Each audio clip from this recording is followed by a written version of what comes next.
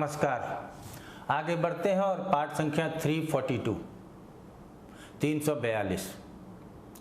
और आज भी किसकी बात हो रही है? कन्या लग्न में शुक्र की ही बात। लेकिन 4 भावों तक हम लोगों ने 341 में पढ़ा। अब अगले 4 भावों को 342 चैप्टर में पढ़ेंगे, तो इसीलिए क्रम से पढ़िएगा। अब ये जान चुके हैं शुभ ग्रह है, नैसर्गिक शुभ है, तो ये बोलने की यहाँ जरूरत नहीं। आगे एक आध चीज और बढ़ा देते हैं। काल पुरुष में ये स्वामित्व तो कहाँ का रखता है? चर्चा तो हम लोग करते ही हैं, धन का और सप्तम का, ये हम लोग जानते हैं। तो अब धन का और सप्तम का स्वामित्व तो रखता है, तो इसीलिए तो शुक्र को विपुल धनदायी कहा गया और सांसारिक सुखों के कारक कहे गए। क्यों? क्योंकि ये काल पुरुष में धन और सांसारिक सुखों के स्वामी होते हैं।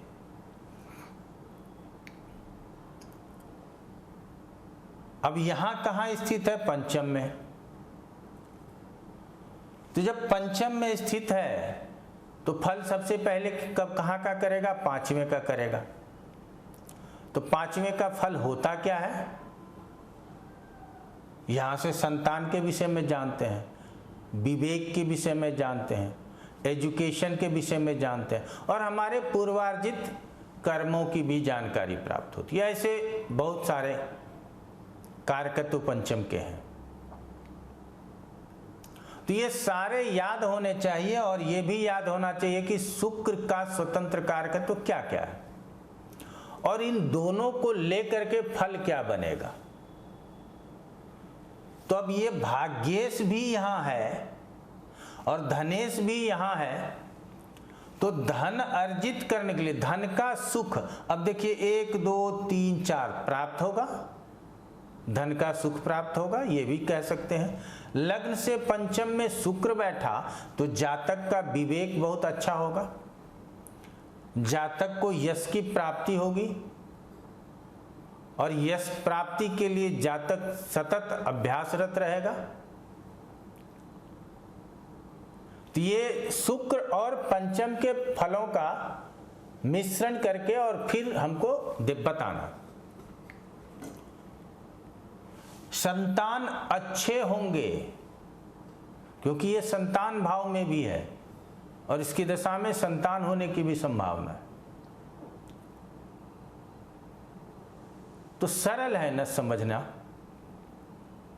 अब यहां शुक्र बैठा तो दृष्टि लाभ स्थान के ऊपर, तो जिस भाव में बैठे और जिस भाव को देखे उसका तो फल डायरेक्ट करना है, उसमें किंतु परंतु नहीं। अब यहां हम नवम के फल को या धन के फल को इसकी दशा अंतरदशा में डायरेक्ट नहीं बोल सकते। इसको समझने के लिए, क्योंकि आप जानते हैं कि सारी बातें हम YouTube पे ही समझाएंगे, लेकिन इसमें समय लग रहा है हमको, इसीलिए कुछ बातें ऐसा होता है जिसको मिला करके हम क्लास में बताते हैं तो और आनंद मिलता है। तो चलिए, तो यहां से शुक्र जब यहां दृष्टि डालेगा तो लाभ की वृद्धि करेगा और अपनी दशा अंतरदशा में लाभ होगा, प्रमोशन होगा। साधारण लोग पूछते हैं प्रमोशन कब होगा?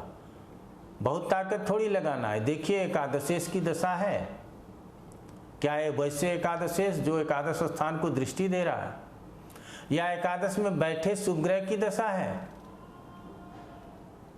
या पंचम में बैठे शुभ ग्रह की एकादश के ऊपर दृष्टि है, तो बढ़ोतरी हो जाएगी, प्रमोशन हो जाएगा। नहीं है, अगले साल आने वाला है तो अगले साल होगा। बाकी सूर्य गुरु की स्थिति तो समझना ही है प्रमोशन के लिए, आगे वो आप लोगों को बताएंगे। तो यहां क्या कहेंगे? लाभ भी अच्छी होगी, बड़े भाई का सुख मिलेगा, गुरुजनों का सुख मिलेगा, एकादश की बात है, हम उनका रेस्पेक्ट भी करेंगे।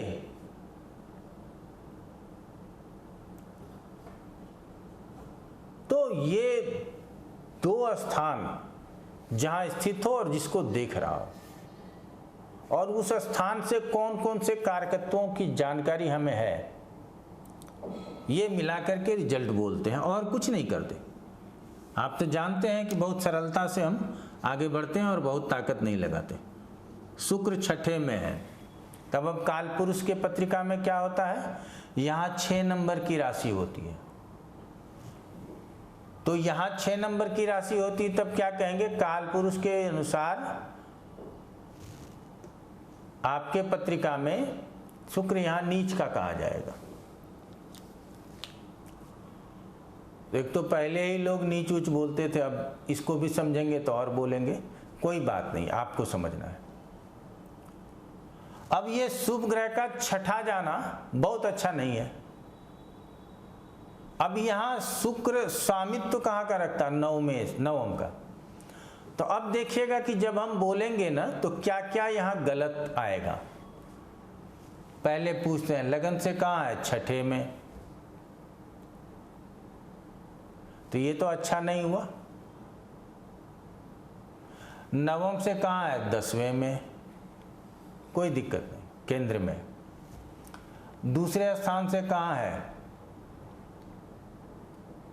5वें में। अब काल पुरुष में भी दूसरे में 2 नंबर राशि होती है, तो उससे कहां है, 5वें में, और 7 यहां होती है तो इससे कहां है, 12वें में। तो इसलिए शुक्र यदि यहां बैठा हो, धन देगा लेकिन आपको प्रसन्नता नहीं होगी। पत्नी होगी लेकिन आप उससे बहुत प्रसन्न नहीं होंगे। तो ऐसे कई सारी बातों को एक साथ दिमाग में लेकर के समझना है। यहां से दृष्टि कहां गया, द्वादश पे। तो अब क्या समझेंगे कि द्वादश के फलों की वृद्धि भी करेगा। अपव्ययी हो सकते हैं, संभव है, किसी कारण से अदालत वगैरह जाने की जरूरत हो सकती है, संभव है। लेकिन यदि शुक्र की दृष्टि है तो राहत है कि ये संभव है कि हम वहां जाएं, हम बीमार भी हों, लेकिन रिजल्ट मेरे लिए अच्छा करेगा। आगे शुक्र यदि सप्तम में हो, आजकल बहुत आसान हो जाता है, कारक भावनाशाय बोल दीजिए। अब वर्तमान पत्रिका में यहां क्या कह सकते हैं, अच्छी पत्नी मिलेगी, रूपवान गुणवान पत्नी मिलेगी, आप सांसारिक सुखों को भोगने वाले होंगे, यात्राओं का आनंद मिलेगा। ऐसे जातक बहुत विदेश आदि घूमते रहते हैं, और शुक्र की दशा यदि उम्र पे आ गई तो हर साल प्रोग्राम होता है ऐसे जातक का घूमने का। पार्टनर के साथ अच्छा व्यवहार होगा। सारे रिजल्ट तो सप्तम से ही जोड़ के देखना। आप ऐसे कार्य, पार्टनर के कार्य करेंगे जिसमें आपको बड़ी तरक्की मिलेगी। और लग्न के ऊपर दृष्टि है तो कभी रुकना नहीं चाहेंगे, हमेशा कार्य करना चाहेंगे। तो ऐसी बातें सहजता से समझनी है और सहजता से ही लोगों को बताना भी है। अब ये यदि यहाँ पाप कर्तरी में होगा, इधर शनि और इधर मंगल बैठ जाए, या यहाँ मंगल और यहाँ शनि, या सूर्य और मंगल, तो फिर इसके परिणाम को कमजोर करेगा, लेकिन विपरीत नहीं करेगा। ये समझना है, आगे तक हम आपको समझा लेंगे। अब आगे बढ़ जाते हैं और कहते हैं कि शुक्र यदि अष्टम स्थान में स्थित हो, छिद्र स्थान, होल स्थान, ये अंधेरा, गड्ढा भी बोलते हैं लोग, लेकिन साधारण शब्दों में दुख स्थान। और यहां दुख स्थान में जाना अच्छा नहीं। अब क्यों नहीं अच्छा, अब ये समझ लीजिए। आप बोलिएगा लगन से कहां है, 8वें है, भाग्य से कहां है, ये अपने घर की बात है, 12वें है, यहां से धन स्थान से 7वें है। धन के लिए ठीक है, अपने घर को देख रहा है तो अपनी दशा अंतर्दशा में धन तो देगा, लेकिन आप पीड़ित रहेंगे, आप बहुत प्रसन्न नहीं रहेंगे ऐसे धन को प्राप्त करके। और कुछ ऐसा होगा जिससे आपको लगेगा कि हमारा बहुत बड़ा क्षति हो गया। पैसे की क्षति नहीं होगी, अब अन्य क्षति को समझना होगा आपको कि यहाँ क्या हो सकता है। क्या पिता से दूर चले जाएंगे या पिता हमसे दूर चले जाएंगे? धार्मिक कार्यों में मन नहीं लगेगा, हमेशा हम धन की ही चिंता करते रहेंगे। तो इस तरह के विषयों को अष्टम से समझेंगे और शुक्र अष्टम में होगा तो अध्यात्म में रुचि तो हो जाएगी, लेकिन क्या उसका पूर्ण फल मिलेगा? नहीं। ऐसे जातक सन्यासी बनते भी हैं और भाग भी जाते हैं। भाग्येश कहाँ गया? धर्म की तो हानि हो चुकी है, लेकिन धन की वृद्धि होगी, आपसे कुटुंबों को लाभ मिलेगा, आप कुटुंबों के पालक हो सकते हैं, आपके वाणी में आकर्षण हो सकता है, जिसके पत्रिका में शुक्र यहाँ स्थित है। लेकिन शुक्र की ये स्थिति को अच्छा नहीं कहते। इसी तरह से समझना है, बहुत सरल है, सिर्फ क्रम न टूटे, क्रम से पढ़ते रहिए, बहुत लाभ मिलेगा। और अगले में देखिए, पहले पाठ में इन दोनों को लिया, दूसरे में इसको लिया, अब तीसरे में क्या लेंगे? तात्कालिक वाले को लेकर के भी समझ लेंगे। तो कन्या लग्न में शुक्र भी समझ लेंगे और एक ग्रहों को कैसे कैसे समझते हैं वो भी समझ लेंगे। आज इतना ही। आप लोगों का बहुत बहुत धन्यवाद।